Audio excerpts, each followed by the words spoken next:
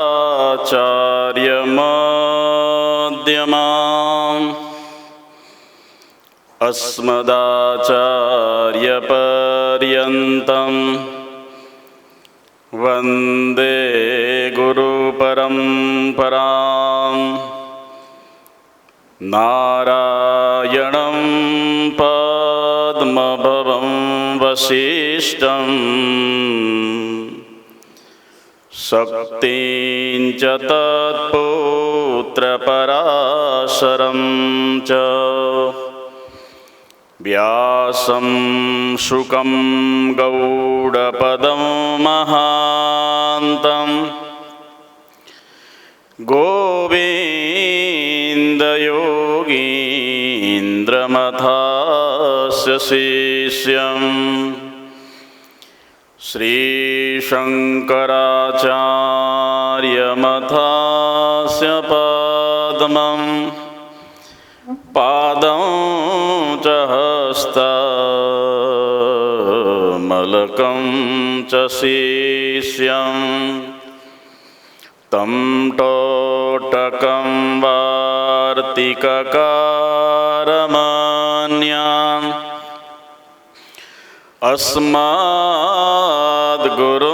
सन्ततमानतोऽस्मि। सदाशिवसमारम्भां श्रीशङ्कराचार्यमध्यमाम् अस्मदाचार्यपर्यन्तं वन्दे गुरुपरम्पराम्। वसुदेवसुतं देवं कंसचाणूरमर्दनं देवकी परमानन्दं श्रीकृष्णं वन्दे जगद्गुरुं। मुखं करोति वाचालं पङ्गुं लङ्घयते गिरिं यत्कृपातमहं वन्दे श्रीपरमानन्दमाधवं। वदनं सुन्दरं यस्य चरितं निर्मलस्तथा तं नौमि सद्गुरुं शान्तं श्री अखण्डानन्दसागरं। श्रीमन्नारायण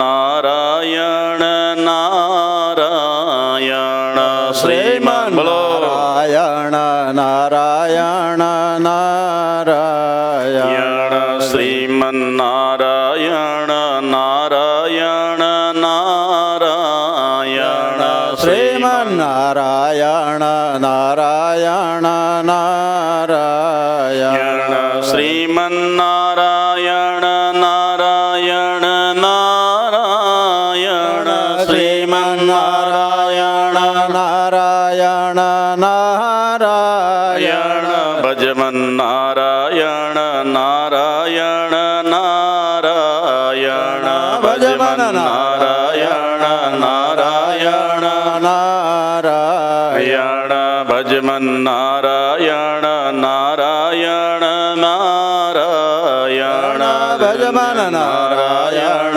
नारायण नारायण भजमन्नारायण नारायण नारायण भजमन्नारायण नारायण नारायण लक्ष्मी नारायण नारायण नारायण लक्ष्मी नारायण नारायण नारायण लक्ष्मी नारायण नारायण नारायण लक्ष्मी नारायण नारायण नारायण लक्ष्मी नारायण नारायण नारायण લક્ષ્મી નારાયણ નારાયણ નારાયણ સૂર્ય નારાયણ નારાયણ નારાયણ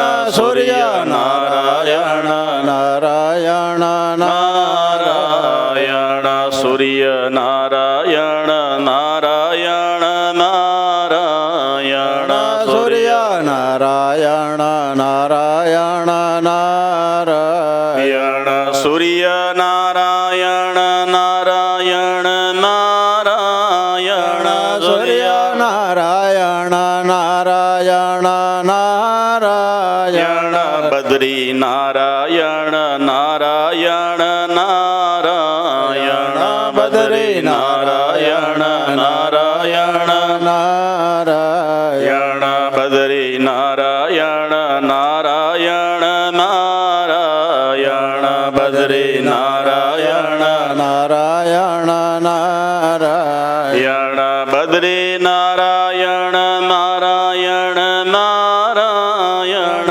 બદ્રી નારાયણ નારાયણ નારાયણ ગુરુ નારાયણ નારાયણ નારાયણ ગુરુ નારાયણ નારાયણ નારાયણ શ્રીમન નારાયણ નારાયણ નારાયણ શ્રીમન નારાયણ નારાયણ નારાયણ શ્રીમન નારાયણ નારાયણ નારાયણ શ્રીમન નારાયણ નારાયણ નારાયણ શ્રીમન નારાયણ નારાયણ નારાયણ શ્રીમન નારાયણ નારાયણ નારાયણ શ્રીમન નારાયણ નારાયણ નારાયણ શ્રીમન નારાયણ નારાયણ નારાયણ શ્રીમન નારાયણ નારાયણ નારાયણ શ્રીમન નારાયણ નારાયણ નારાયણ શ્રીમન નારાયણ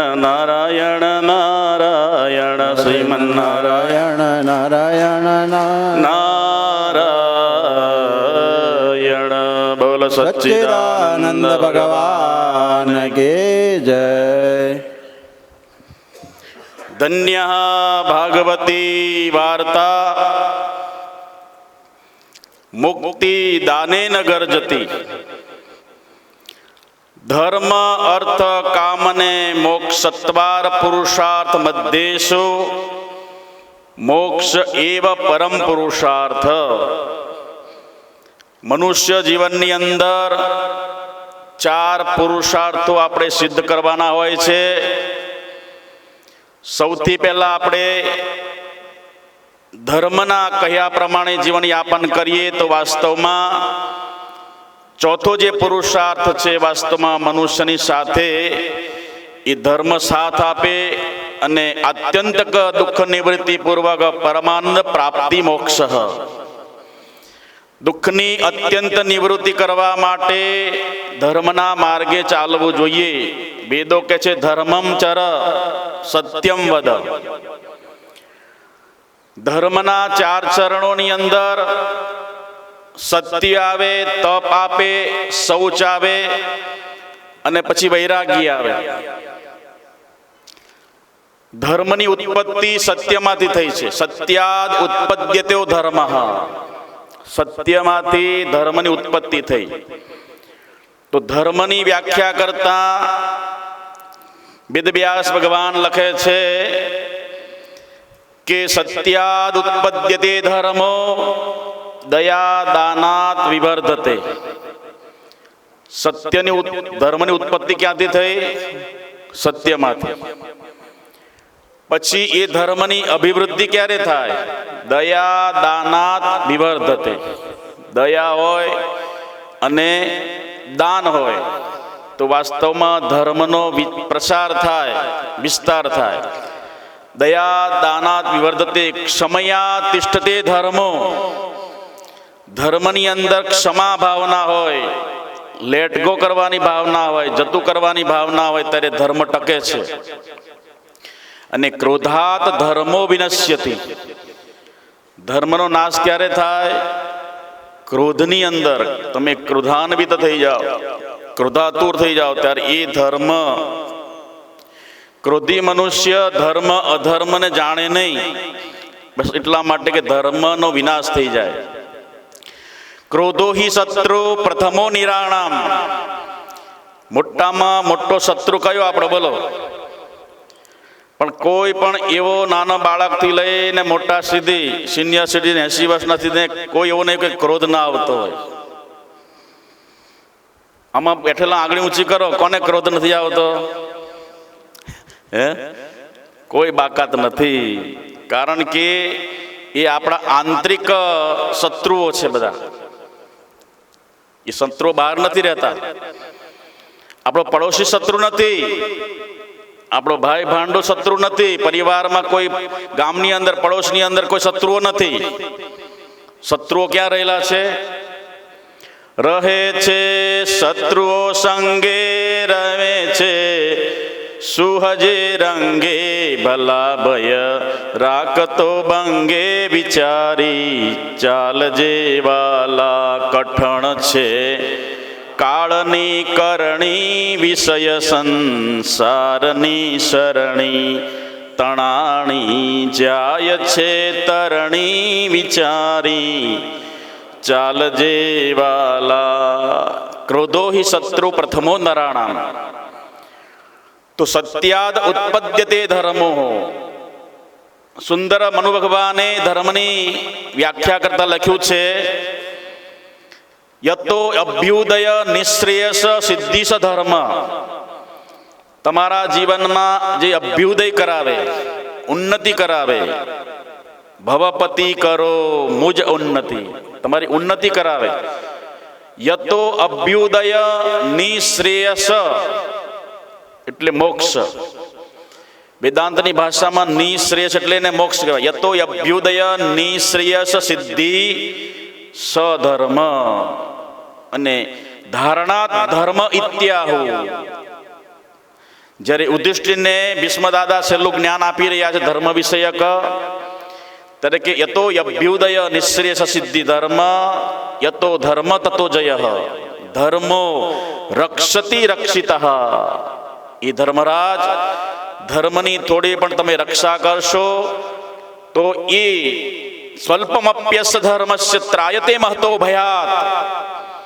તમારા જીવનના ખૂણે ખાંચરે ક્યાંક ને ક્યાંક થોડો પણ ધર્મ રક્ષાયેલો પડેલો હશે, ધર્મની રક્ષા કરીએ છીએ, તો એ ધર્મ તમારા દૂષણોમાં, પાપોની અંદર, આપત્તિની અંદર, સંકટોની અંદર, મુસીબતોની અંદર, દુઃખોની અંદર આડો આવીને ઊભો રહેશે.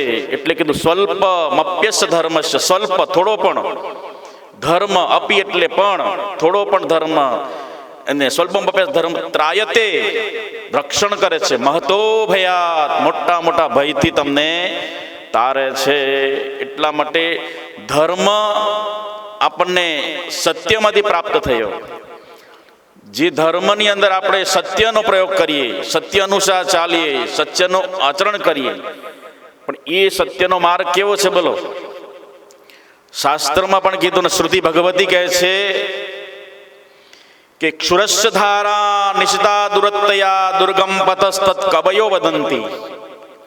કવયો એટલે મોટા મોટા ઋષિ મહાપુરુષો, પ્રાજ્ઞ પુરુષો, બૌદ્ધ પુરુષો, ડાયા પુરુષોએ જે અનુભવ કર્યો અને જે માર્ગમાં ચાલ્યા અને એને માર્ગને કેડીને કંડારી, એવા ઋષિ મુનિઓએ વાસ્તવમાં આપણા માટે એક સુંદર માર્ગ મૂકીને ગયા. અને એ માર્ગ એવો હતો, એમણે એને કીધું કે આ માર્ગ બહુ કઠિન છે, કારણ કે એ લોકો એ માર્ગે ચાલીને ગયા. શું ગયા? સત્યનો પ્રયોગ બહુ કડવો લાગે આપણને, પણ વાસ્તવમાં એ માર્ગે ગયા સિવાય કોઈનું અભ્યુદય અને નિશ્રેયસ ક્યારે થતું નથી, પ્રાપ્ત થતું નથી. અભ્યુદય પણ ન થાય. તમે ઇતિહાસ આખો ભરેલો તમે જુઓ.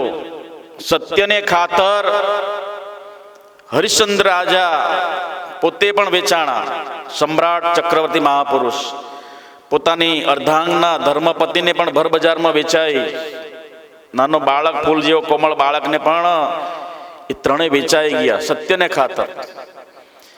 એના સત્યની કીર્તિ 14 લોકોની અંદર એનું ગાન ગાવા લાગે. હો, ધરતી પર એવો એક ધર્માત્મા છે જેની વાણીમાં, એના વર્તનમાં, એના વિચારમાં સત્યનો રણકાર રણકે છે. ત્યારે વિશ્વામિત્રે બીડું ઝડપ્યું, હું એના સત્યને છોડાવીને જ રહીશ. શું કીધું? દેવતાઓ પણ સત્યને ચૂકી જાય તો આ તો કાળા માથાનો માનવી એ સત્યને કેવી રીતે પાલન કરી શકે? કારણ કે આ મૃત્યુલોક છે. મનુષ્યને વારે વારે હાડે હાડે જૂઠું બોલવું પડે. શેના માટે? પાપી પેટને માટે. ખોટું કેમ બોલવું પડે છે? ભગવાને દાંત ઘડ્યા તે ચાવણું દેશે, પેટ ઘડ્યા તે પોષણ કરશે, ફિકર તજીને ફરીએ જી રે. કીડીને કીડી જેટલું આપે, હાથીને ટણબંધી આપે. કાયમને માટે મારે હરીને ઘેરે હટાણું, ગોતી ગોતીને આપે ઓલા મરાલને મોતી. એક મોતી કેટલાનું થાય બોલો? સાચું મોતી કેટલા રૂપિયાનું થાય? હે? બહુ મોંઘું હોય. તો એલા હંસલાને, રાજહંસને મોતી ખાવાનો ચારો, એને શું ખાય બોલો? સાચા મોતી ખાય. એને ભગવાન ગોતી ગોતીને આપે ઓલા મરાલને મોતી. દુનિયામાંથી ગમે ત્યાં મોતી ગોતી ગોતીને ક્યાં આપે? ગોતી આપે ને 40 મોતીનો આહાર કરી જાય, 40 લાખના મોતી ખાઈ જાય. રોજ આપે. આ તો એવા કેટલાય રાજહંસો હશે. તો એ જે પાપી પેટ સૂકા પાંદડાથી અને વાયુના આહારથી ભરાઈ જતું હોય, પણ મનુષ્ય એના માટે પાપાચરણ કરે છે. બિલાડીને દૂધ માખણ ન મળે તો ઉંદરડા મારવા જાય. મનુષ્યને શું નથી મળતું? હે? પરમાત્માએ આટલા બધા ડ્રાયફ્રૂટ બનાયા. કોના માટે? ગાય ભેંસ માટે. હે? કેટલા બધા ફ્રૂટ બજારમાં આવે, સિઝનના ફ્રૂટ આવે, ખાઈ ખાઈને થાકી જાવ. કેળા આવે, પપૈયા આવે, દુનિયાભરના નારંગી, મોસંબી, સફરજન, ચીકુ, દાડમ, આ બધું કોને ખાવાનું? કોના માટે ભગવાને બનાયા? કેટલા પ્રકારના ભગવાને ધાન્ય પદાર્થો બનાયા, કઠોળ બનાયા, અનાજ બનાયા, સુંદર સુંદર લિક્વિડ બનાયા ભગવાને. ઘી, દૂધ, છાશ, માખણ, દહીં, ઘી, આ બધું મળવા છતાં મનુષ્ય શું ખાવા જાય છે? એ ધર્મની અંદર વાસ્તવમાં જ્યારે હિંસા આવે છે તો વાસ્તવમાં એ ધર્મને બદલે અધર્મ વાસ્તવમાં પોતાની અધોગતિ કરે છે. સંસ્કૃતિમાં જ્યારે આવી વિકૃતિ આવી જાય ત્યારે વિકાસને બદલે મનુષ્ય પોતાનો જ સર્વનાશ, વિનાશ નોતરે છે. ન ખાવાના પદાર્થો ખાઈએ, ન પીવાના પદાર્થો પીએ છીએ. આગળ સુખદેવ મહારાજ શ્રી પરીક્ષિત રાજાને સમજાવશે. આગળ 4 પ્રાણીઓ જેવું મનુષ્ય જીવન છે. આ અધમ પ્રાણીઓ જેવું જીવન યાપન કરે છે એવું જ આ મનુષ્યનું આ દૈનિક કાર્ય, રૂટીન કાર્ય, એ મનુષ્ય એ પ્રમાણે વર્તે છે. જેની પાસે ધર્મ નથી, વિવેક નથી, સત્ય નથી, તપ નથી અને શૌચ નથી. ધર્મના 4 પગ છે. તો એ વાસ્તવમાં દયા નહીં તે ધર્મ જ સાનો. તો આપણને પરમાત્માએ આટલા બધા પદાર્થો આપણને બનાવીને આપણા માટે જ બનાયા. 84 લાખ યોનિમાં કોઈને માટે પદાર્થો નહીં બનાયા. કેવળ બધા પદાર્થો કોને માટે બનાયા? આપણે રોજ એક ખાવ તો ખૂટે નહીં. એક અઠવાડિયું સફરજન ખાઓ, એક અઠવાડિયું પપૈયું ખાઓ, એક અઠવાડિયું ડ્રાયફ્રૂટ ખાઓ, જ્યુસ બનાવો, દુનિયાભરનું ખાઓ. વસ્તુ બધું છે, શરીરને પુષ્ટિ આપે. પણ પોતાનું માંસ વધારવા મનુષ્ય બીજાની હિંસા કરીને બીજાનું માંસ ખાય છે. એ પરમાટી ખાવાથી શરીરમાં શું વધે? હે? સન્ડે હો યા મંડે, રોજ ખાઓ અંડે. શું કીધું? આવું સૂત્ર આપ્યું. એક ભાઈને ટીબી થયો. સ્વામીજી કહેતા એક ભાઈને છોકરાને ટીબી થયું મુંબઈમાં. તો કે છે તું ઈંડા ખા નહીં તો મરી જઈશ. શું કીધું? શું કીધું બોલો? તો હું શીખવાડે આપણને? તો ધર્મ એ નથી. તમે અમુક પદાર્થો તમે કરો, લાંઘન કરો તો તમારા બધા જ રોગો બળી જાય. લંઘનમ શ્રેષ્ઠ ઔષધમ. પતંજલિ ઋષિએ કીધું કે લાંઘણ કરો, એક દિવસ ઉપવાસ કરી નાખો. એ ઉપવાસ કહેવાય. દુનિયાભરનું ખાવો ને પછી શું કરે બોલો? સાબુદાણાની કચોળી કાલ ખાધી હતી. કેટલી દાબી હતી? કે સોમવાર કર્યો. હું કપાળ સોમવાર કર્યો, આટલું 94 દાબી હા કે આ તો ઉપવાસ છે. ઉપવાસ છે. લાંઘનમ શ્રેષ્ઠ ઔષધમ.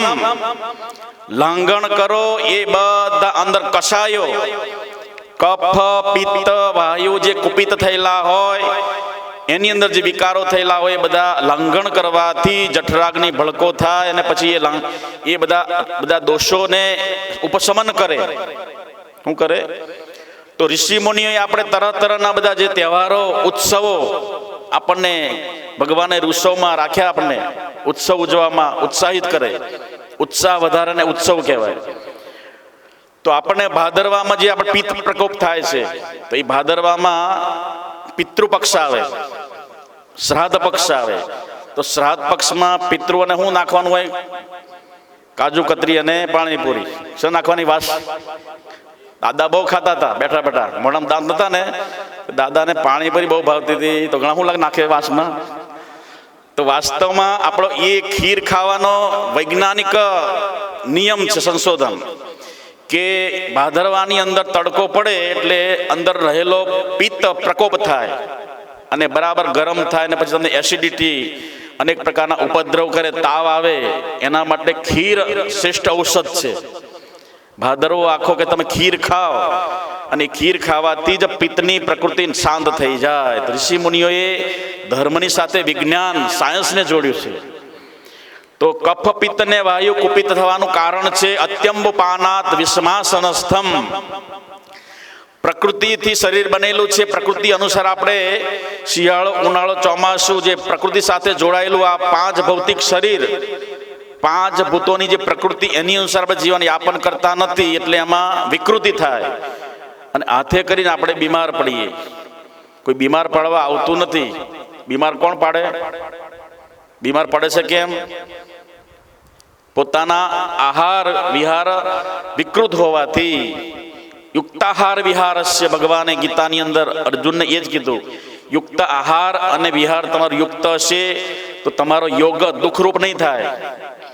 યોગ એટલે પરમાત્મા સાથે જોડાણ કરવું હોય તો શરીર પર સારું જોઈએ. શરીર માધ્યમ ખલું ધર્મ સાધનમ.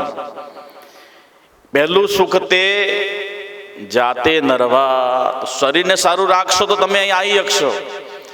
શરીર બગડ્યું હશે તો તમે બધું ચૂકી જશો. ભજન કરવાનું ચૂકાઈ જશે, સત્સંગ કરવાનું ચૂકાઈ જશે, વ્યવહારના કાર્યો કરવાનું ચૂકાઈ જશે. શરીર માધ્યમ, શરીરને સાચું રાખો. એ શરીરને સાચું રાખવા માટે યુક્તાહાર વિહાર હોવો જોઈએ, એ ધર્મ અનુસાર. તો શાસ્ત્રોએ આપણે વિધાન કર્યું કે એવો આહાર કરીએ તો વાસ્તવમાં આપણું જીવન યાપન થઈ જાય. ષડમાસેન યત કુર્યાત એન રાત્રો દિવસૌન યત કુર્યાત એન રાત્રો સુખી ભવેત. ષડમાસેન યત કુર્યાત એન વર્ષા સુખી ભવેત. આમત્યન યહ કુર્યાત એન લોકેન સુખી ભવેત. તમે દિવસે એવું કાર્ય કરી લો, દિવસૌન યત કુર્યાત એન રાત્રિ સુખી ભવેત. દિવસે સારું કાર્ય કરી લો તો રાત્રે પછી તમારી સુખરૂપ ઊંઘ આવે. અને દિવસે કાંઈ ના કર્યું હોય તો કોઈનું ખાતર પાડવા જવું પડે. શું કરે? ભૂખ લાગી તો શું કરવું પડે? ચોરી કરવા જવું પડે. દિવસૌન યત કુર્યાત એન રાત્રૌ સુખી ભવેત. ષડમાસેન યત કુર્યાત એન વર્ષા સુખી ભવેત. 6 મહિના એવું કામ કરી લો, કોઠીમાં જાર ભરી લો અનાજ, તો વર્ષા સુખી ભવેત. વરસાદ ધોધમાર પડતો હોય, હમણાં પડે છે એવી રીતે, તો તમારે ક્યાંય જવું ના પડે. બેઠા બેઠા અંદર રસોડામાં જઈને પટ્ટી ભજીયા તળી દઈને ખાવા પડે, મજા આવે. ઘરમાં સંગ્રહ કરી લો. એટલે માટે કે અનાજ સંગ્રહ કરી લો. 6 મહિના ષડમાસેન યત કુર્યાત એન વર્ષા સુખી ભવેત. અને આગળ કીધું કે આ લોકેન યત કુર્યાત એન આમુત્ર સુખી ભવેત. આ લોકમાં એવું કાર્ય કરી લો તો તમારા જન્મ જન્માંતરના બધા દુઃખ પણ મટી જાય. અને પ્રારબ્ધ અનુસાર જો કર્મ બાકી રહી ગયા હોય તો પરલોક પણ તમારો સુખરૂપ નીવડે છે. એટલા માટે શાસ્ત્રો નિયમ છે. તો અત્યંબપાનાત વિષમાસનસ્તમ. ધર્મની અંદર સત્યતા જોવે, કારણ કે સત્યની અંદરથી જ ઉત્પન્ન ઉત્પત્તિ થઈ. તો શાસ્ત્રો કહે છે કે શાસ્ત્ર કીધું કે નિશિતા દુરત્યા દુર્ગમ પતસ્તત કવયો વદંતી. આ માર્ગ કેવો છે? સુરસ્ય ધારા, તલવારની ધાર ઉપર ચલવા જેવો છે. તમે સત્યને ચૂકી જશો. એ સત્યને ખાતર હરિશ્ચંદ્ર રાજાએ ભગવાને છેલ્લે કીધું, ભગવાનને પ્રગટ થયા ત્યારે, આગળ આવે કળિયુગ કાળો, લોકો સત્યને ચૂકશે મન માથાળો. આ મનુષ્ય સત્યને હારી જશે. એટલે આવી પરીક્ષા મહેરબાની કોઈને કરશો, કારણ કે ધર્મથી એની નિષ્ઠા ઘટી જશે. અને ભગવાન કે છે આખર સત્યનો જય છે ભાઈ, સત્ય જ તરસે સરોર, વાગે સત્યના ડંકા, રાખો ન શંકા, ગહન ગતિ ન કળાય. તો સત્યથી ઉત્પન્ન થયેલો ધર્મ છે દયા દાનાત વિવર્ધતે. ધર્મની અભિવૃદ્ધિ ક્યારે થાય? પરમાત્માએ જે કંઈ તમને આપ્યું હોય ખોબે ખોબે આમાંથી 10મો અને 20મો ભાગ કાઢો. દયા દાનાત વિવર્ધતે. આ પ્રકલ્પ વોલ બનાવ્યો, શેનાથી બન્યો? તમારા દાનના પ્રવાહથી. એટલા માટે ભગવાને જે કંઈ આપ્યું તો એમાંથી તમે થોડું આપો એટલે દાનનો પ્રવાહ, એ ધર્મનો પ્રચાર થયો. આ હોલ હતો એટલે આપણે આ સત્સંગનો લાભ મળી રહ્યો છે અવારનવાર. એટલા માટે દાનના પ્રવાહથી ધર્મની અભિવૃદ્ધિ થાય, પ્રચાર થાય, પ્રસાર થાય. આટલી બધી સંખ્યામાં તમે આવ્યા છો તો વાસ્તવમાં ધર્મનો પ્રચાર થાય. તમે બીજા 10 જણને લાવો, 10 જણને બોલાવો તો શું થયું? ધર્મનો પ્રચાર થયો, પ્રકલ્પ હતો. એટલે દયા દાનાત વિવર્ધતે. દયાદાનથી ધર્મની અભિવૃદ્ધિ થાય. ક્ષમયા તિષ્ઠતે ધર્મો. ક્ષમા કરવાથી જ ધર્મ ટકે છે. થોડી થોડી ભાવમાં કે તમે ચાની કેટલી જેમ તપી જાઓ છો તો ધર્મનો વિનાશ થઈ જાય. મોટા મોટું ઉદાહરણ ભારતમાં મહાભારતમાં જોયું. દ્રૌપદીના 5 પુત્રોનો સંહાર કર્યા છતાં પણ દ્રૌપદી ક્ષમા વિરસ્ય ભૂષણમ. મોટા મોટું એક્ઝામ્પલ એ દ્રૌપદી. પોતાના 5 પુત્રોને વધેરી નાખ્યા છતાં પણ મુચ્ચતામ મુચ્ચતામ એશ બ્રાહ્મણો નિત્રામ ગુરુ. અને છોડી દો, છોડી દો. જેવી રીતે હું 5 પુત્રોના વિરહમાં રોઈ રહી છું ને, આની પણ કોઈ માતા છે, એની ઘરે વાટ જુએ છે. મુચ્ચતામ મુચ્ચતામ બ્રાહ્મણ. એક તો બ્રાહ્મણ છે, એક તો તમારા પાંડવો, એ ધર્મરાજ ભીમસેન. આ તમને અસ્ત્ર અને શસ્ત્ર ને શાસ્ત્ર, અસ્ત્ર શસ્ત્ર અને શાસ્ત્ર પારંગત બનાયા. એમનો જ આ પુત્ર સ્વયં અત્યારે એ ઉભા છે તમારી સામે, દ્રોણાચાર્ય પુત્રના સ્વરૂપે. અને એના ઘરમાં કૌશિકી નામની માતા છે, ગૌતમી. એ વાસ્તવમાં એની માતારો છે. એટલે ક્ષમયા તિષ્ઠતે ધર્મો. ક્ષમા કરવાથી ધર્મની અભિવૃદ્ધિ થાય. અને ક્રોધાત ધર્મો વિનશ્યતિ. ધર્મનો વિનાશ ક્યારે થાય? ક્રોધ કરવા માત્રથી. જીવનમાં ક્રોધ આવે ક્યારે? તો ભગવાને એનું ગીતામાં ભગવાને સરળ એના પ્રમાણો બતાવ્યા કે જ્યારે કામના થાય છે, પહેલા તો વિષયોમાં આસક્તિ થાય. અને એ વિષયોની આસક્તિ થવાથી વારવાર એ વિષયને પ્રાપ્ત કરવા માટે અંદર બધી કામનાઓનો પ્રગટ થયા કરે. અને એ કામનાઓની પૂર્તિ ન થાય, તમારું ધાર્યું ન થાય, તમારી અંદર કામના થઈ અને એ કામનાની પૂર્તિ ન થઈ, તમારું ધાર્યું ન થયું, એટલા માટે તમને શું આવે? કામાત ક્રોધો બીજાયતે, ક્રોધાત ભવતિ સમોહ. ક્રોધ આવવાથી બુદ્ધિ કુંઠિત થઈ જાય. ક્રોધ આવવાથી તમે ઘડીકમાં શું કરી નાખો? પોતાના શરીરનો કે તમે નાશ પણ કરી શકો છો. અને એ ક્રોધા કે છે સમોહ, બુદ્ધિ ભ્રમિત થઈ જાય. અને ઘડીક પછી તમને ક્રોધ શાંત થઈ જાય. પાછો ક્રોધાદ ભવતિ સમોહ, સમોહાત બુદ્ધિ વિભ્રમા, બુદ્ધિ ભ્રંશાત બુદ્ધિર્નાશો, બુદ્ધિ નાશાત પ્રણશ્યતિ. એટલા માટે એટલે ક્રોધાત ધર્મો વિનશ્યતિ. ધર્મનું રક્ષણ કરવું હોય તો ક્ષમાભાવ ના કરો, ક્ષમાપના કરો. જૈન લોકો એક દિવસ આ ચાતુર્માસની અંદર ક્ષમાપના દિવસ એનો આવે, સંવત્સરી આવે. એની અંદર એક દિવસ બધાનો જે બાપ વાળા જે બાપને મારે વેર હોય એ બધા ભૂલીને એકબીજાને ભેટે. સુંદર એ લોકો એનો પ્રોગ્રામ રાખે છે. તો વાસ્તવમાં ક્ષમયા તિષ્ઠતે ધર્મો, ક્રોધાત ધર્મો વિનશ્યતિ. આપણે શાસ્ત્રો સાંભળીએ, સત્સંગ સાંભળીએ, ભજન કરીએ, યાત્રા કરીએ, વ્રત કરીએ, તપ કરીએ, દાન કરીએ, સેવા કરીએ, પણ એ બધું કરવામાં ખાલી ક્રોધ કરી નાખો તો બધું શું થઈ જાય? બધું બળીને સ્વાહા થઈ જાય. ક્રોધાત ધર્મો વિનશ્યતિ. એટલા માટે ક્રોધો હિ શત્રુ પ્રથમો રામ.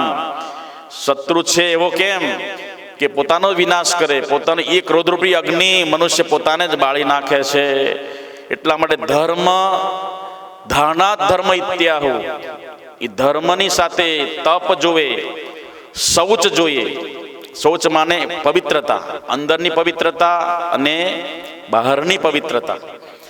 અંદરની પવિત્રતા તમે સત્કર્મ કરો, નિષ્કામ કર્મ કરો તો તમારી અંતઃકરણની શુદ્ધિ થઈ જાય. અંતઃકરણમાં કયા તત્વો રહેલા છે? 4 તત્વો રહેલા છે. કયા કયા? મન, બુદ્ધિ, ચિત્ત અને અહંકાર. તમે સ્તોત્ર બોલો છો એને નિર્વાણ ષટક, તો એમાં હવે મનોબુદ્ધિ અહંકાર ચિત્તાની નાહમ રજસોત્ર જીહવે ન ચ ગ્રાણ નેત્રે ન ચ વ્યોમ ભૂમિ ન તેજો ન વાયુ ચિદાનંદ રૂપ શિવોહમ શિવોહમ. હું તે નથી, વાસ્તવમાં છે, પણ એની શુદ્ધિકરણ માટે સત્સંગની આવશ્યકતા છે. સત્સંગ દ્વારા જ એની શુદ્ધિ થાય. અને નિષ્કામ કર્મો જોઈએ. યદ્યત કર્મ કરોમિ દખિલમ સંભો તવારાધનમ. આપણે જે કર્મો કરીએ છીએ ભગવાનની આરાધના છે. એ નિષ્કામ કર્મ હોય. ઇદમ ન મમ, હું આ કરું છું એ મારું નથી. તેરા તુજકો અર્પણ ક્યાં લાગે. એટલે એ પરમાત્માના ત્વદીય વસ્તુ ગોવિંદમ તુભ્યમેવ સમર્પયેત. હે પરમાત્મા, આ તમારી જ આપેલી વસ્તુ આપણે ભગવાનને અર્પણ કરીએ છીએ, તો આપણે એની પર પોતાનો હક જમાઈ દઈએ છીએ. હું જમાઈએ છીએ તો સામગ્રી કોની છે બધી? પણ આપણે પછી ભગવાનને અભિમાનપૂર્વક, ગર્વપૂર્વક, અહંકારપૂર્વક ધરાવીએ છીએ. આપણે એમાં શું બેઠેલો છે આપણો? અહંકાર. મેં કમાણો, મારા પૈસાથી આ ફળ લાવી, મારા પૈસાથી મીઠાઈ લાયા, મારા પૈસાથી આ વસ્તુ લાયા, અને હું ધરાવું છું. આ અહંકાર જ્યાં બેઠો છે ત્યાં ભગવાન કહે છે હું એનો પદાર્થને ગ્રહણ કરતો નથી. હવે એ પદાર્થો બધા કોને તમે લાયા? તમે જ લાયા. હવે પૈસા પણ કોના છે? લક્ષ્મી કોની છે? તમારું કાંઈ નથી. તમે ઠણ ગોપાળ છો. આ તો બધું સામગ્રી કોની? સામગ્રી સર્વે હરિતણી ભોગવે છે સંસાર. મારો મારો કરી રહ્યો તેણે ખાય છે માર. સાંભળ શોધ ચિતે કરી. આખી સામગ્રી પૃથ્વી, જળ, તેજ, વાયુ અને આકાશમાં જેટલી પણ સામગ્રી થતી હોય, ઉત્પન્ન થતી હોય, બધી સામગ્રીમાંથી આપણે ભગવાનને અર્પણ કરીએ છીએ. પણ યદ્યત કર્મ કરોમિ તખિલમ સંભો તવારાધનમ. આ બધી સામગ્રી પરમાત્માની છે, પણ આપણે ખરીદી એટલે આપણે એની પર હક જમાઈએ છીએ. મારી છે આ, અને એ પરમાત્માને અર્પણ કરીએ છીએ. વાસ્તવમાં પરમાત્મા ત્યારે હસે છે. હું કાંઈ ગાંડો નથી રે, હું કાંઈ ઘેલો નથી રે, કોઈનો છેતરાવું એવો. ભગવાને તમારા કાન કાપી જાય એવા છે. અને ગજને કાતર લઈને બેઠો હરજી દીન દયાળ. વધે ઘટે ને કરે બરોબર સૌની લે સંભાળ.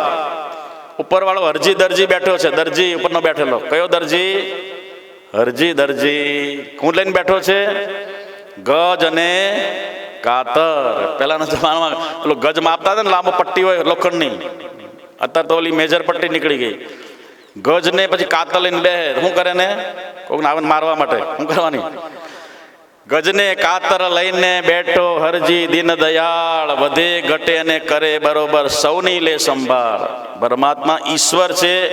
એ બધું તમારું નામું એની પાસે બધું અંદર જમા થાય છે. અને બધા લાખો, કરોડો, અબજો, ખરબો એ બધાનું લેખા એ બેઠો જોયા કરે છે. અને એ પછી બધાને સમપ્રમાણે આપે. મરાલ કેરા મોતીને તો ચારો મોતીનો આપે જો ને. એને સાચા મોતી ખવડાવે, કેટલા લાખના મોતી એને ખવડાવી દે.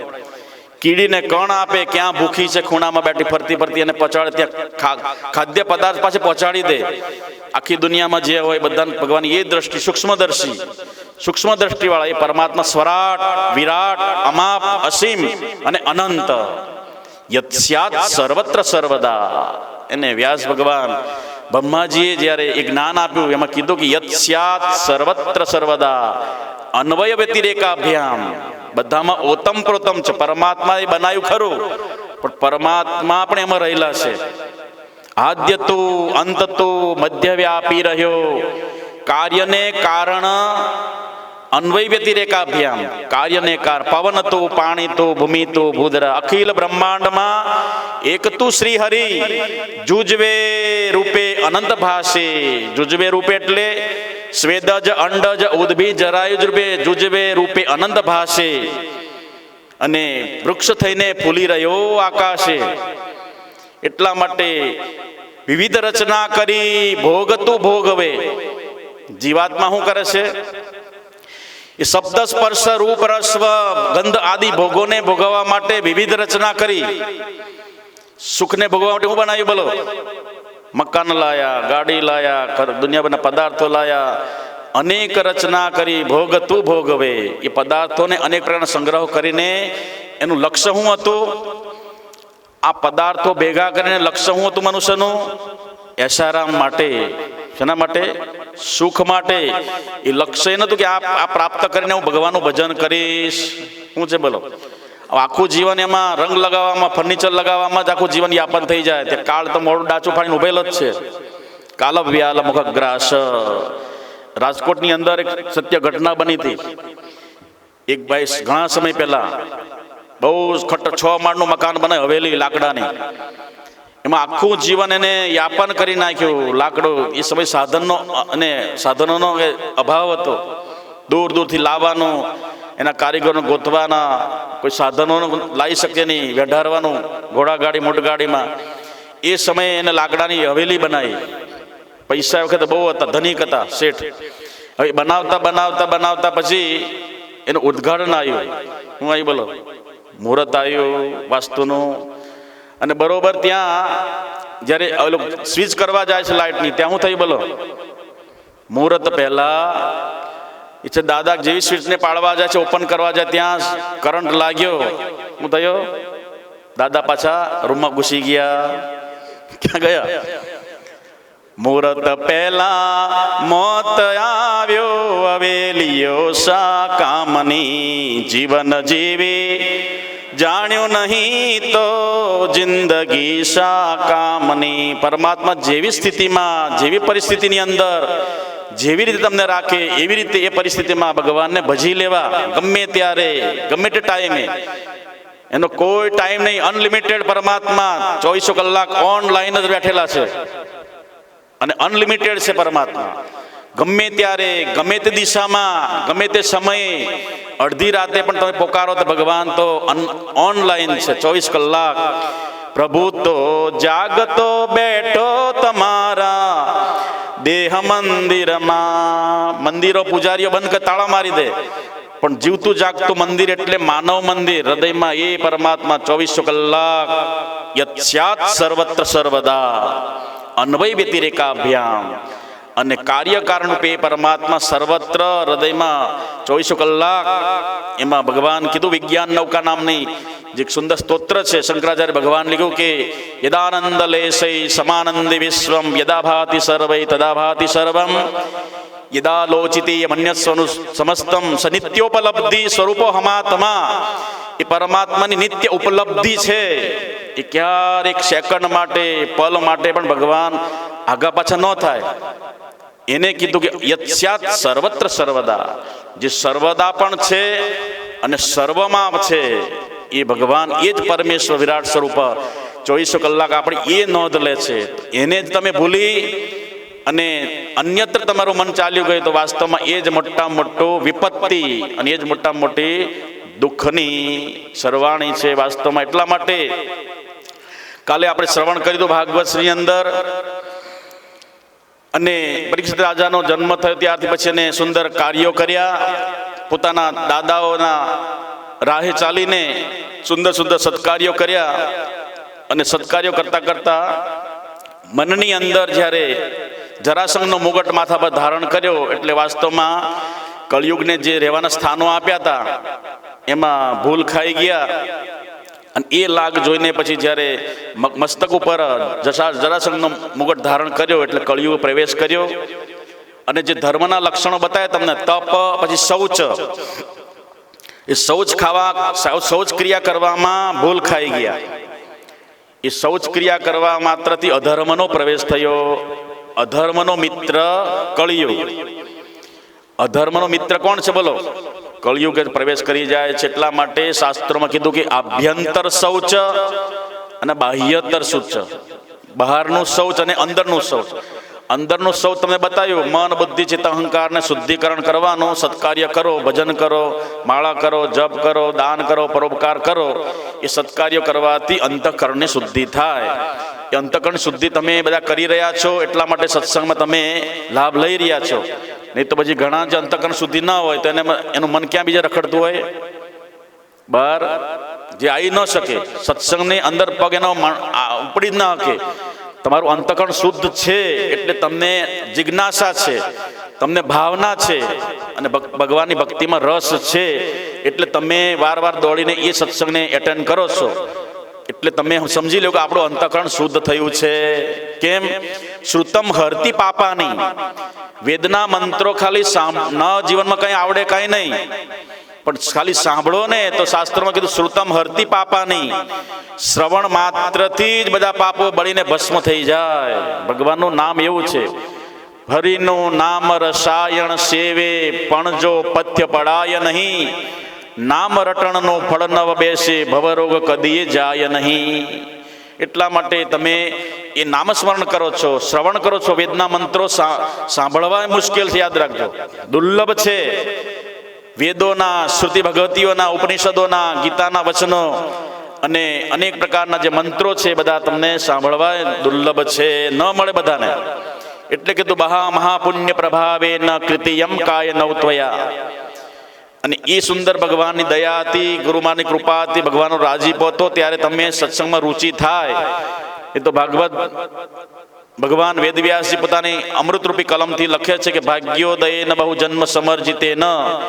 ભાગ્યનો ઉદય થાય ત્યારે તમને સત્સંગમાં રુચિ થાય. એટલે સમજી લેવું તમારું અંતઃકરણ શુદ્ધ થયું છે તો જ તમને રુચિ થાય. બાકી રુચિ થાય, ઘણા બધા છે કતારગામની અંદર, બધા શું કરતા હશે? બેઠા મગફળી ફોલતા હશે, બેઠા લીલી મગફળી આવી ને બહુ બજારમાં, હે ને? મતલબ કે રુચિ ન થાય. બહુ ભાગ્ય હોય, ભગવાનનો રાજીપો હોય ત્યારે તમે સત્સંગ તરફ જઈ શકો, તમારી રુચિ થાય. શ્રુતમ હરતી પાપાની. શ્રુતિ ભગવતી, વેદના મંત્રો કાનમાં પડવા બહુ દુર્લભ છે. દુર્લભો માનુષો દેહો દેહિનામ ક્ષણભંગુર. અને એ દુર્લભમાં દુર્લભ પાછું ક્ષણભંગુર શરીર છે, એમાં પણ દુર્લભ સત્સંગ છે. આપણને મફત મળે છે એટલે કિંમત નથી. ટિકિટ ભરવાની હોય અને પછી જવાનું ત્યારે કિંમત સમજાય. આપણને તો મફતમાં વેદના મંત્રો સાંભળવાના મળે છે. તમે ભાગ્યશાળી છો. તો એ બિનુ સત્સંગ વિવેક ના હોય, બિનુ વિવેક મોહ ન જાય. વાર આપણે સમજીએ છીએ. તો એ મોટા મોટું શૌચ છે, અંતરનું શૌચ, અંતઃકરણને શુદ્ધ કરવા વાળું. જે તમે સત્કર્મ કરો છો, દાન કરો છો, ધર્મ કરો છો, સેવા કરો છો, પરોપકાર કરો છો, એનાથી તમારું અંતઃકરણ શુદ્ધ થયું. અને પછી અંતઃકરણ શુદ્ધ બહારનું થયું. બહારની અંદર, બહાર જે શરીરની શુદ્ધિ કરવાની છે, તો પહેલાના ઋષિમુનિઓ માટી અને પાણીથી શુદ્ધિકરણ કરતા હતા. શાનાથી કરતા હતા? બહારનું શૌચ પાણી અને માટી, ઉત્તમ પદાર્થ. અત્યારે હાબુ આવી ગયા, લિક્વિડ આવી ગયા, બધું આવી ગયું. આપણે વધારે હાબુને ગંદા કરીએ છીએ, આપણે શુદ્ધિ નથી થતા. શું થાય છે બોલો? સ્વનામ ધન્ય સ્વામી, મોટા દાદા ગુરુ આપણે શિવસાગર મહારાજ કહેતા, તમે સાબુને ખરાબ ગંદા કરો છો. શું કહેતા બોલો? ચિદાનંદ સ્વામી જો, માધવાનંદ સ્વામી જે આપણા દાદા ગુરુ જો, એ બધા મહાપુરુષો બધા માટીથી સ્નાન કરતા હતા. માધવાનંદ સ્વામીજી 200 વર્ષ પહેલા શું કરતા હતા બોલો? કુવાના થાળા પર જઈને બેઠા કોઈ ભગત સાથે હોય અને સવારમાં 3-4 વાગે જાય ને બેઠા સ્વામી થાળા પર બેસે. એ ભગતો માટી ચોળે શરીરને અને પછી ડોલે પાણી પાછા સ્વામીજી નવડાવે, સ્નાન કરાવે. ચિદાનંદ સ્વામીજી તો એકદમ પવિત્રતાની મૂર્તિ, સાક્ષાત પવિત્રતાની મૂર્તિ. એને બિલકુલ ન ચલાવી. એવા મહાપુરુષ આપણને આ પરંપરાના હૃદયમાં પ્રાપ્ત થયા. એ જ પરંપરામાં સ્વામી શિવમસાગરજી મહારાજ તમે માણ્યા જાણ્યા અનેક રીતે તમારા ગામની અંદર. એની બધી પવિત્રતા તમે જુઓ. બિલકુલ ચલાવી ન લે, બિલકુલ હાથ જો માચીસ પકડો, તમે બાકસ પકડો તો શું કરવું પડે? હાથ ધોવા પડે. કેમિકલ આવ્યું એને, એમાં કાર્બન આવ્યો. વાસ્તવમાં એ તમે જુઓ છો, વાસ્તવ એ બધું અપવિત્ર વસ્તુઓ છે. પણ આપણે તો સામાન્ય હાથ પણ ધોતા નથી. એટલે શૌચ નથી આવતું ત્યારે અંતકરણ શુદ્ધ ન થાય. શૌચ જોવે, ધર્મ તપ જોવે, શૌચ જોવે, દયા જાવે અને સત્ય જોવે. તો વાસ્તવમાં એ પરીક્ષિત રાજાને એ પ્રમાણે એને કીધું, તને ચાર જગ્યા આપી છતાં પણ એને માન્ય ન કર્યું અને વરદાન આપવામાં અને આશ્વાસન આપવામાં ભૂલ ખાઈ ગયા. અને એ રાહે એના મસ્તક ઉપર ચડેલા સોનાના મુગટે એના બુદ્ધિ ભ્રષ્ટ કરી દીધી. રોજ હિંસક પશુઓને મારવા માટે જતા, પશુઓને જે હિંસક પશુઓને મારતા, આજે એની બુદ્ધિ બગડી એટલે હરણોનું હરણ કરવા ગયા. અને એ રાહે કે છે, કાલે તમે જોયું આપણે ભૂલથી એને પોતાના અધર્મના મિત્ર કળિયુગે બુદ્ધિને ભ્રષ્ટ કરી હોવાથી આ ધર્માત્માની પણ બુદ્ધિ ભ્રષ્ટ કરી દીધી. કિંચિત કુસંગે રે બુદ્ધિ બગડે ઘણી. થોડોક પણ કુસંગ થઈ જાય મનુષ્યને બુદ્ધિ ભ્રષ્ટ કરી દે છે.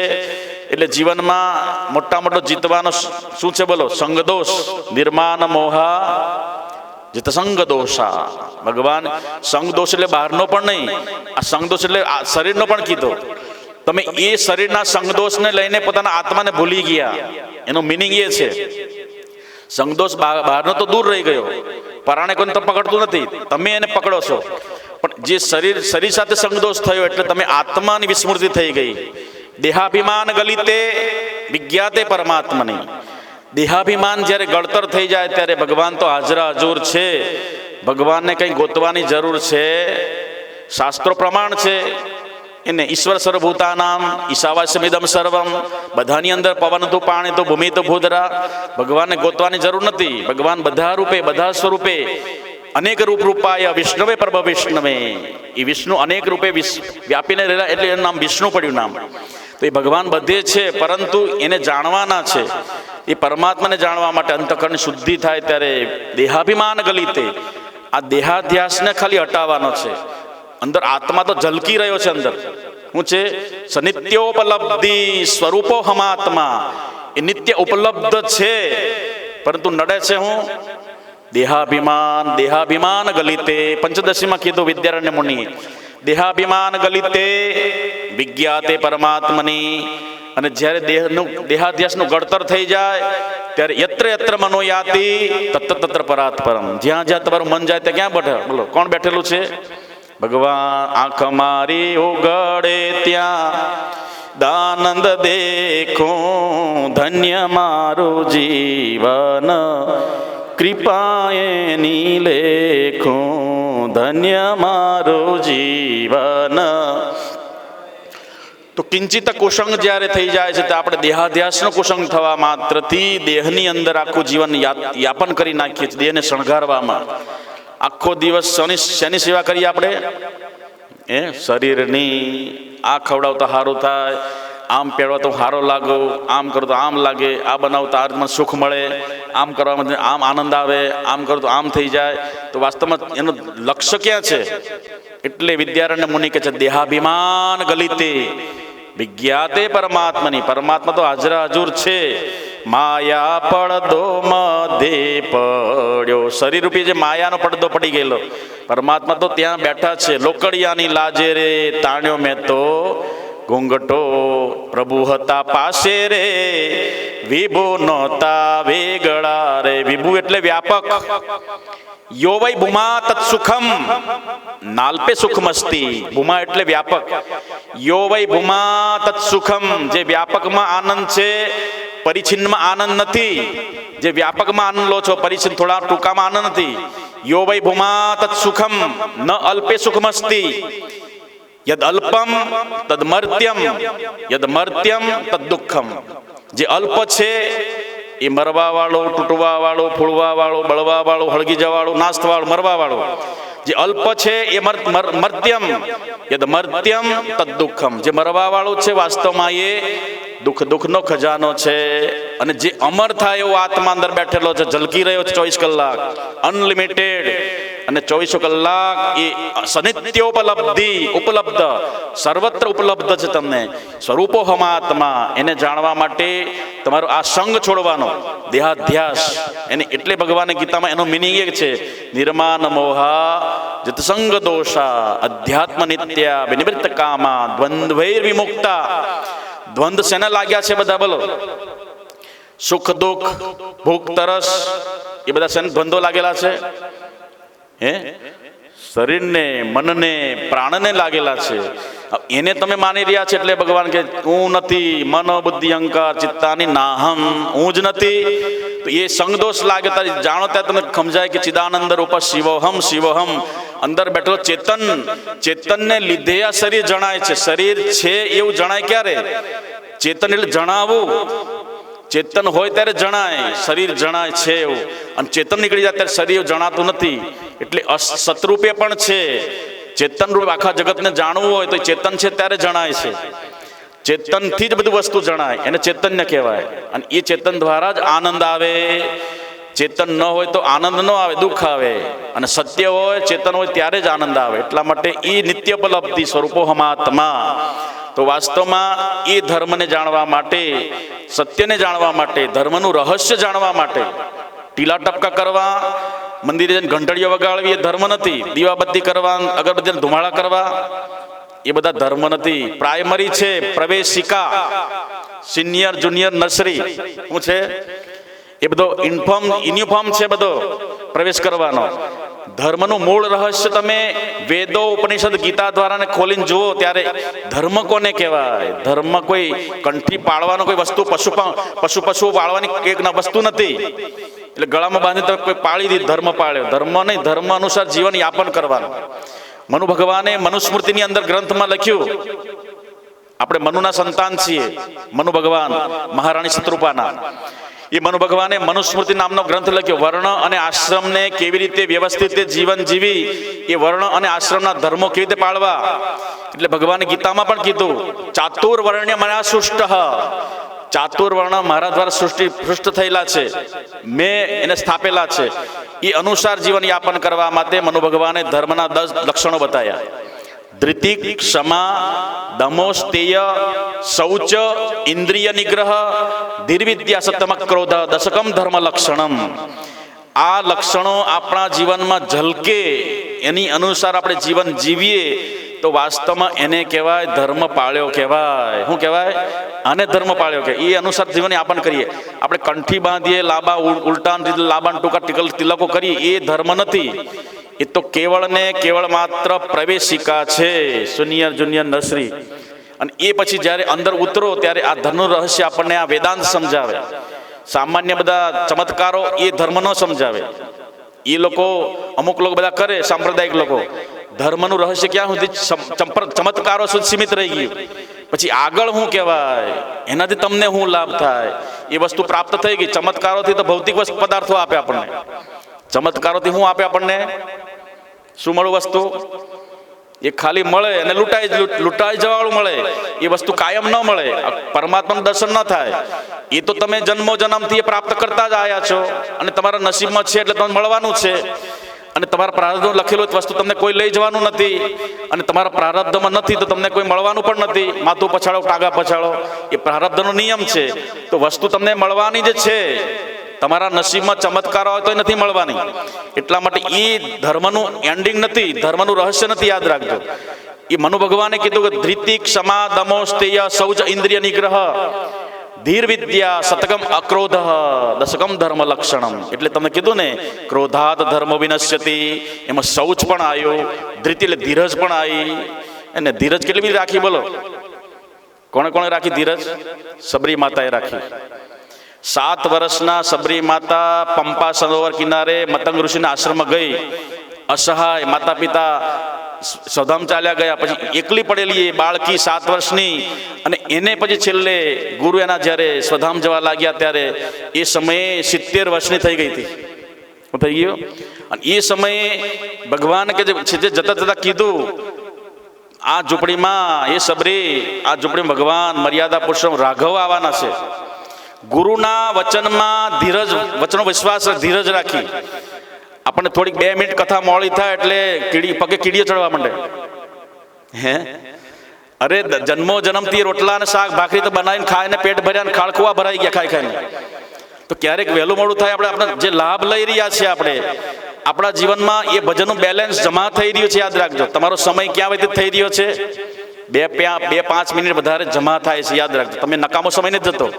ગપ્પા મારતા હોય, ટાઈમ પાસ કરતા હોય, એ સમય ટાઈમ પાસ કહેવાય. અને એ બધો આ તો તમારો સમય સફળ થાય છે. આ સત્સંગની અંદર જયેલો સમય તમારો બેલેન્સ થઈ રહ્યો છે. તો એ ધીરજ રાખી અને 7 વર્ષની ત્યાં અને ઝૂંપડીમાં રખડતી પહોંચી અને આશરો આપ્યો બાળકીને, અનાથ બાળકીને. અને જ્યારે એને ધીરજ કરતા કરતા આ દિશામાંથી આવશે કે આ દિશામાંથી આવશે, આમથી આવશે કે સવારે આવશે કે બપોરે આવશે, સાંજે આવશે, રાત્રે આવશે, એની ધીરજ ના ખૂટી.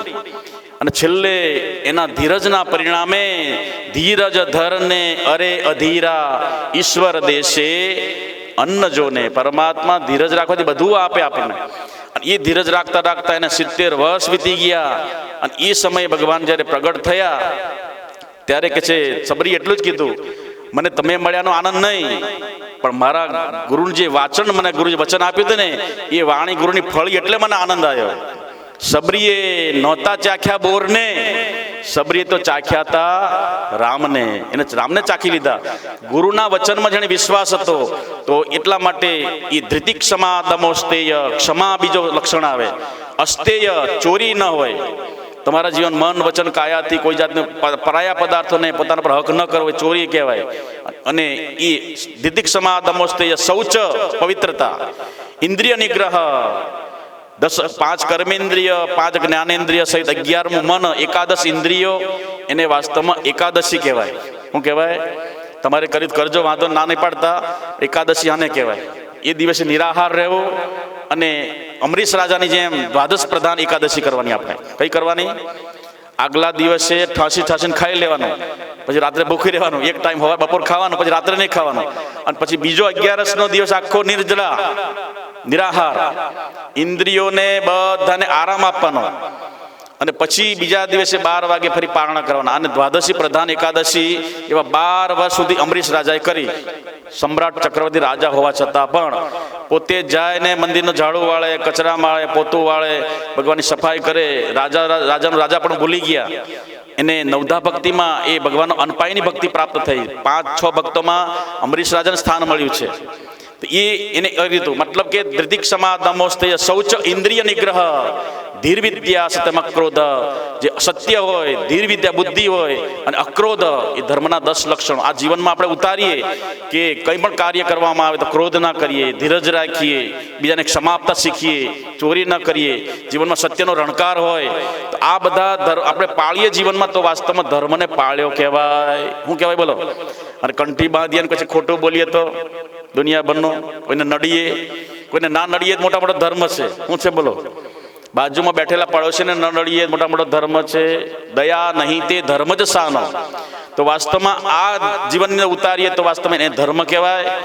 તો પરીક્ષિત રાજાને એ અનેક પ્રકારના અધર્મનો મિત્ર કળિયુગે પ્રવેશ કર્યો એટલે એની બુદ્ધિને ભ્રષ્ટ કરી દીધી.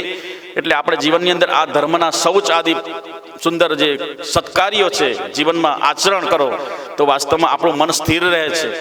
મન સ્થિર રહેવાનો બધાનો પ્રોબ્લેમ છે. મન ઠેકાણે રહેતું નથી. સવારમાં માળા કરો છો પણ મન ક્યાં રખડે છે? કેમ સ્થિરતા પામતું નથી? કારણ કે અંદર શુદ્ધિ નથી. બહાર અને અંતઃકરણ શુદ્ધિ નથી. એટલા માટે એ મન બહાર જેને એટલે ભગવાને સૃષ્ટિ સર્જન કર્યું ત્યારે ઇન્દ્રો માયા બી પુરુરૂપ ઈયતે. વેદમાં કીધું ઇન્દ્રો માયા બી પુરુરૂપ ઈયતે. બ્રહ્માજીએ ત્યારે ઇન્દ્રિયો બનાવી તો ઇન્દ્રિયોને બહિર્મુખી બનાવી દીધી. હું જોઈએ જે એટલે કીધું કે પરાંચખાણી વ્રતન સ્વયંભૂ, પરાંચખાની વ્રત સ્વયંભૂ ન પશ્યતિ આંતરાત્મન.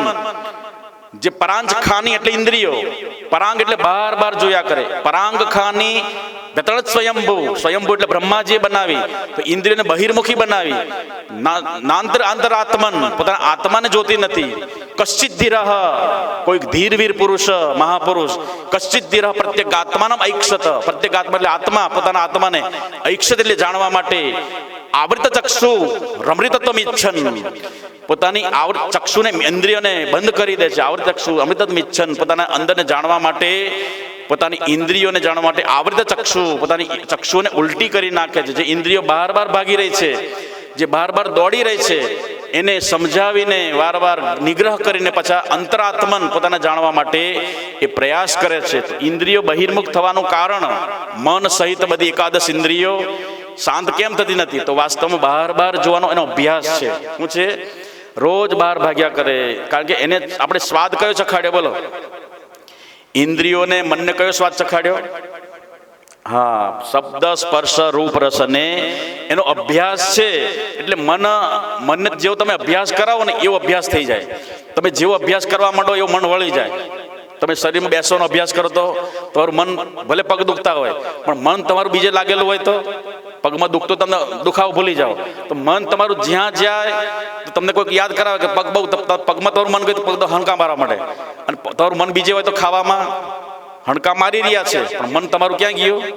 બીજે જતું રહ્યું છે. એટલે તમને કાનમાં દુખાવો હોય, આંખમાં હોય, માથામાં, શરીરમાં, પણ તમારું મન બીજે બેઠેલું છે એટલે તમને દુખાવો થતો નથી. એવી રીતે મન વિષયોની અંદરથી ઉપરામ કરીને ધીરે ધીરે ભગવાનમાં લગાવો તો બહારના બધા વિષયોને એને રસ ભૂલી જાય કે અંદર વાસ્તવમાં અખંડ સ્વરૂપે હરિને ઓળખ્યા રે સરિયા મારા સગળા કાજ રે સદગુરુને શરણે આવતા રે આનંદ વાદ્યોને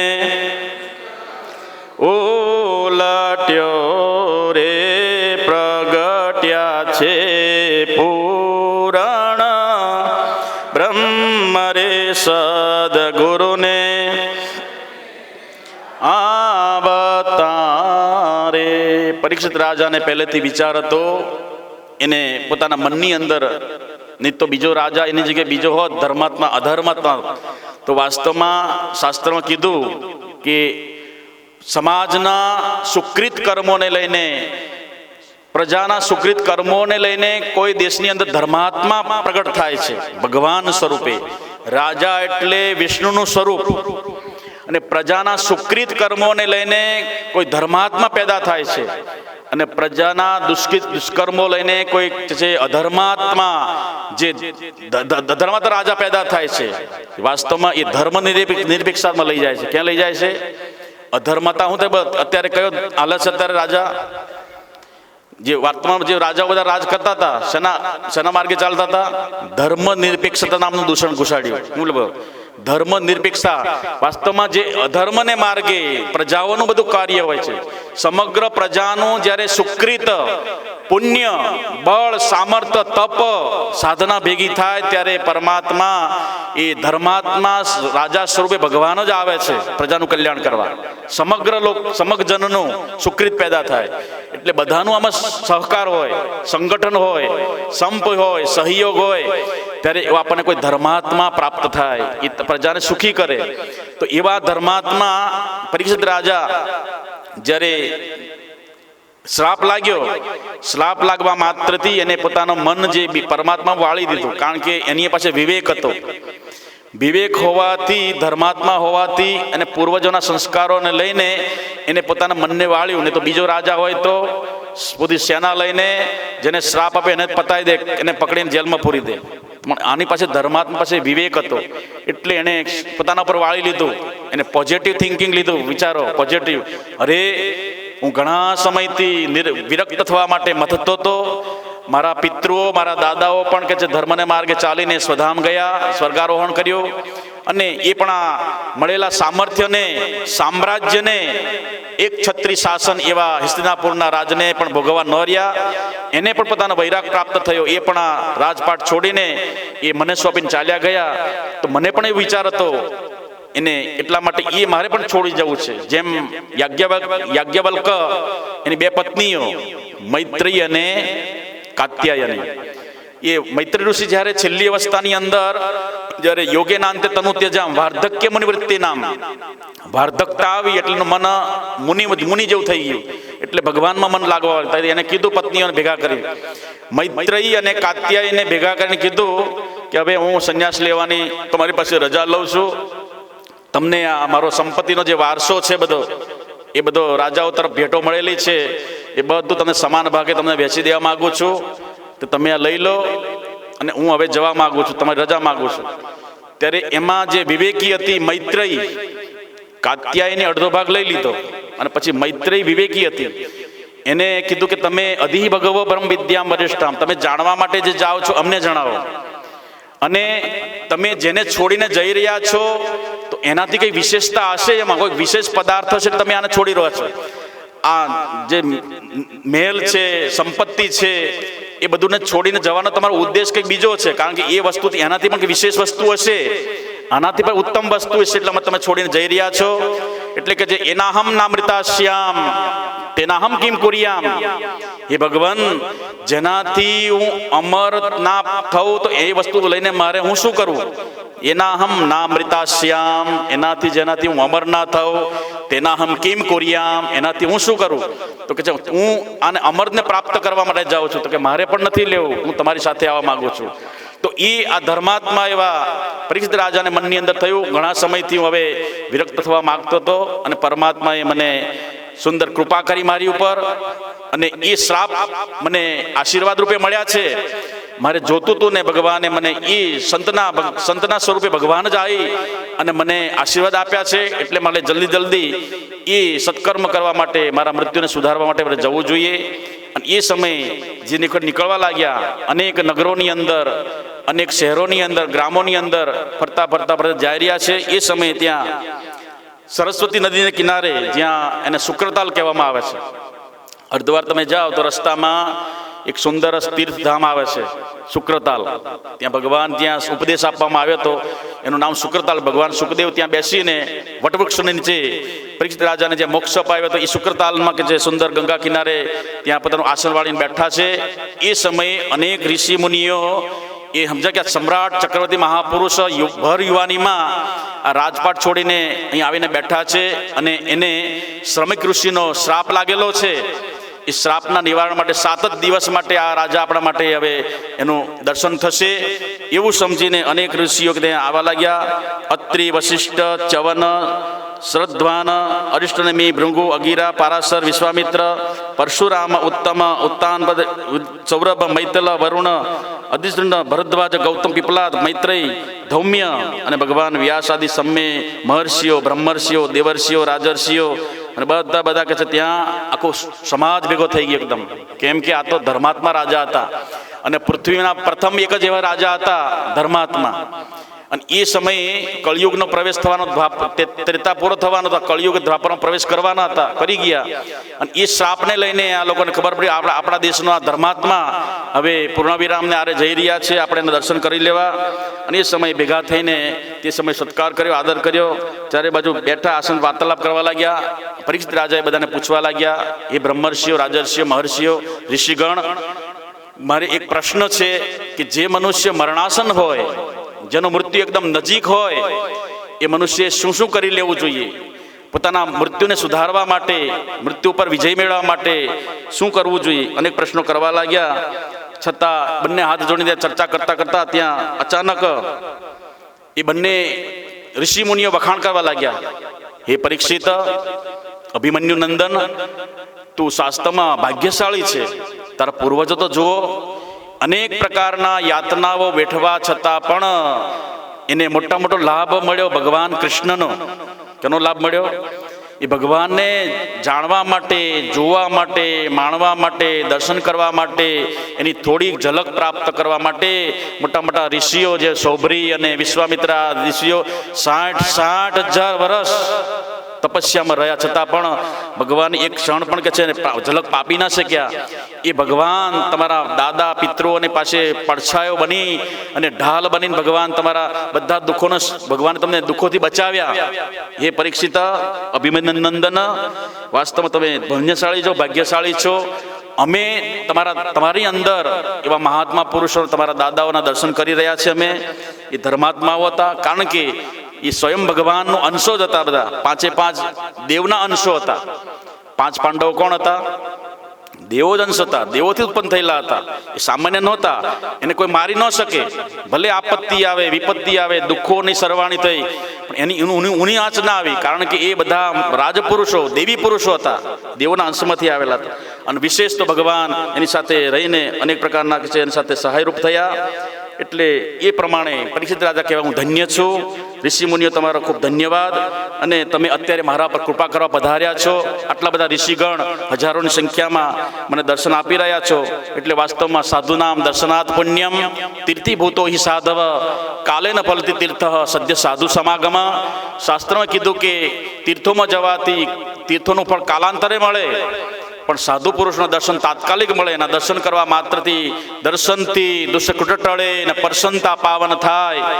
બ્રહ્માનંદ સુખ ઉપજે આવરણ અવિદ્યા જાય વારી જાવો વારણે. તો આપણે માધવાનંદ સ્વામીજીની પરંપરાની અંદર આપણે જે આરતી ગાઈએ છીએ એ આરતી વૈદિક આરતી છે. કઈ આરતી છે?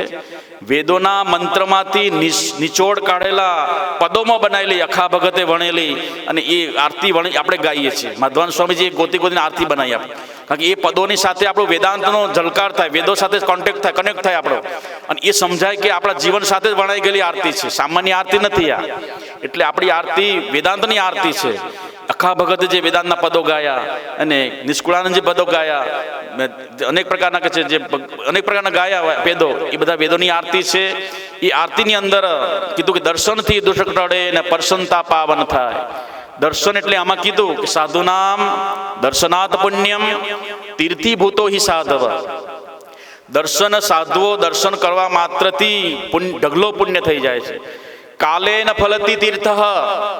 હરિદ્વાર જાઓ, મથુરા જાઓ, ગોકુળ જાઓ, વૃંદાવન જાઓ, દ્વારકા જાઓ, જુનાગઢ જાઓ, 4 ધામની યાત્રા કરો, 68 તીર્થો કરો, ઉત્તર દક્ષિણ પૂર્વ પશ્ચિમ બધી યાત્રાઓ કરો, પણ એ તીર્થોની અંદર આપણે જવું પડે.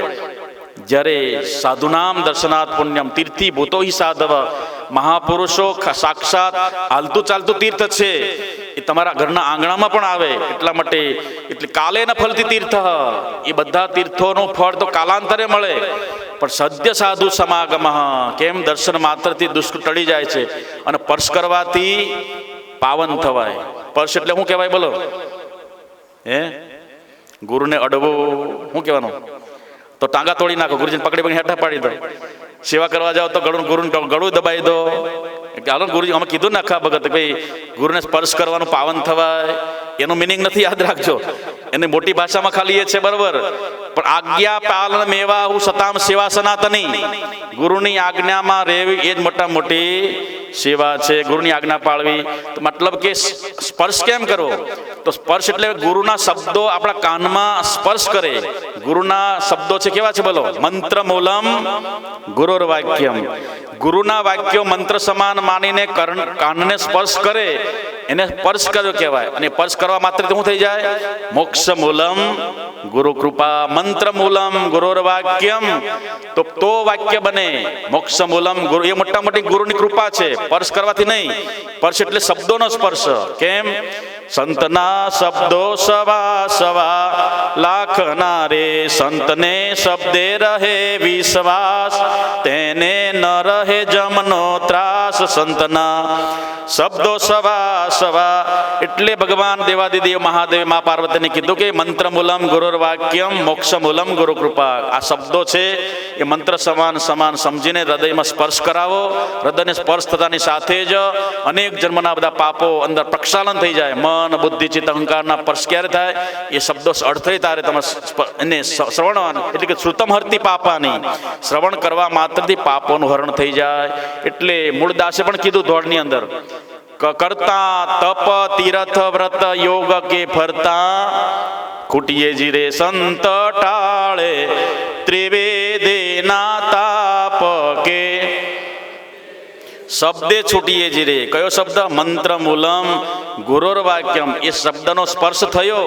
સ્પર્શ કરવા માત્રથી શ્રુતમ હરતી પાપાની, પાપો બળી ગયા, અનંતકરણનું પ્રક્ષાલન થયું, અને આ વાત તો કહેલી બધી હૃદયમાં ઉતરી જાય. વાસ્તવમાં એ જ મોટા મોટો મોક્ષ મૂલમ ગુરુ કૃપા. એ વાતને ઋષિ મુનિઓ કહે છે કે હે પરીક્ષિત રાજા, અનેક પ્રકારના વખાણ કરી અને પરીક્ષિત રાજા જન્મેજય કે છે એને વાસ્તવમાં પોતાના જ્યારે વૈરાગ થયો, પછી વૈરાગ થવા માત્રથી પોતાનો પુત્ર હતો શું નામ હતું એમનું?